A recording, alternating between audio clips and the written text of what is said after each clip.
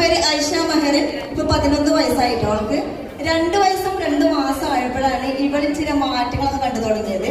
അതായത് ജനനൊക്കെ നോർമലായിരുന്നു. എന്റെ 3ാമത്തെ കുട്ടിയാണ് കേട്ടോ ഇവളെ കൂടാതെ എനിക്ക് 2 മക്കളും കൂടെ ഉണ്ട്. നോർമൽ ഡെലിവറി ഞാനൊരു 2 വയസ്സും 2 മാസമായപ്പോ പകലെന്ന് ഉറക്കി എണീറ്റപ്പോഴാണ് ഇവളിൽ മാറ്റങ്ങളുടെ തുടക്കം.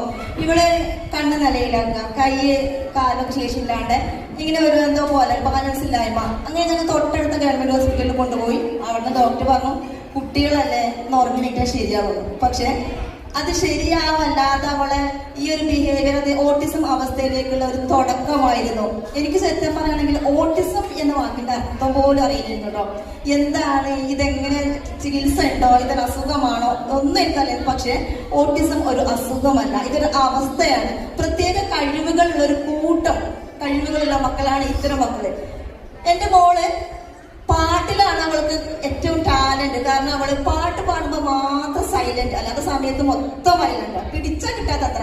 അത് പറഞ്ഞു വിവരിക്കാൻ എനിക്ക് ഇവിടെ കഴിയില്ല. കാരണം അവള് ഓടലോടോട്ടം. പിന്നെ ഞാൻ എന്തെങ്കിലും ഒരു ഫംഗ്ഷൻ അറ്റൻഡ് ചെയ്യുകയാണെങ്കിൽ, ഒരു വാഹനത്തിൽ യാത്ര ചെയ്യുകയാണെങ്കിൽ എല്ലാം അവൾക്ക് ഡിസ്റ്റർബാണ്. അവൾ ആരും ഒന്നും മിങ്കിൾ ചെയ്യില്ല അവള്.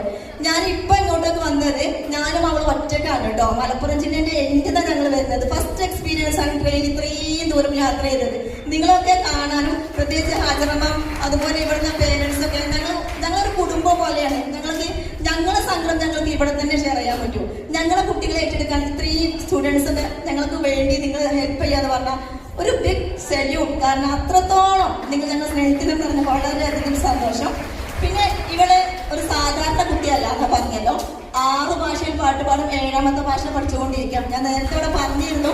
ബട്ട് പുതിയതായിട്ട് വന്നപ്പോൾ അവർക്കും കൂടി അറിയാൻ വേണ്ടിയിട്ടാണ്. പിന്നെ അതിമനോഹരമായിട്ട് ഖുർആൻ പാരായണം ചെയ്യും. പിന്നെ നിത്യജീവിതത്തിലെ പ്രാർത്ഥനകൾ എല്ലാ മതക്കാരും, ഇന്ന മതം ഇന്ന ജാതി അങ്ങനെയൊന്നുമില്ല. അവൾക്ക് സാധാരണ സ്കൂളിൽ 7ാം ക്ലാസ്സിലാണ് പഠിക്കുന്നത്. 6 വരെ ഞാൻ ഷാഡോ ടീച്ചറായിട്ട് മോളെ കൂടെ പോവേണ്ടി വന്നു.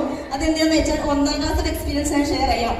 ഞാനും ടീച്ചറും നല്ലോണം നോക്കുന്ന കുട്ടിയാണ്. എല്ലാ ടീച്ചേഴ്സും നല്ല ആക്റ്റീവാണ്. കാരണം ഒരമ്മ കൂടെ ഉണ്ടല്ലോ. അമ്മ ഇതെല്ലാം നോക്കി കാണുന്നുണ്ട്. പിന്നെ ഇത്തരം ക്ലാസ്സിലെ കുട്ടികൾ ഇന്ന് നല്ലൊരു മിംഗ്ലിംഗ് ആണ്. അവര് പേരൻസിനോട് ഞാൻ പറയും, ഞങ്ങളെ കുട്ടികളും നിങ്ങളെ കുട്ടി പോലെ തന്നെയാണ്. അവർക്ക് ചില പരിമിതികൾ ഉണ്ടെങ്കിൽ കൂടി ഒരുപാട് കഴിവുകളുണ്ട്. എന്തെങ്കിലും വന്നാൽ ക്ഷമിക്കണം കേട്ടോ, ഞങ്ങൾ കൂടെ ഉണ്ടാവും. ഞാനിവിടെ സ്കൂളിൽ വൈകുന്നേരം വരെ ഇരിക്കാൻ തയ്യാറാണ്. അങ്ങനെ 6 വരെ ഞാനിവിടെ കൂടെ പോയി. ഈ വർഷം ഞങ്ങൾ ഒറ്റയ്ക്ക് ബസ്സിൽ കയറി അവളെ ബാഗും അവളെ എല്ലാം ശ്രദ്ധയോടെ കൈകാര്യം ചെയ്യാനും ക്ലാസ് അറ്റൻഷനോടുകൂടി ഇരിക്കാനും. പഠിക്കാനായിട്ടില്ല, പഠനം ഞാൻ ഒരു മുൻഗണന കൊടുക്കുന്നുമില്ല. അത് വേണം വേണ്ട എന്നല്ല. പക്ഷെ ഒന്ന് നടക്കാനായെങ്കിൽ, ഒന്ന് ചിരിക്കാനായെങ്കിൽ, മറ്റുള്ള കുട്ടികളെ പോലെ ഫുഡ് കഴിക്കാനായെങ്കിൽ, അല്ലെങ്കിൽ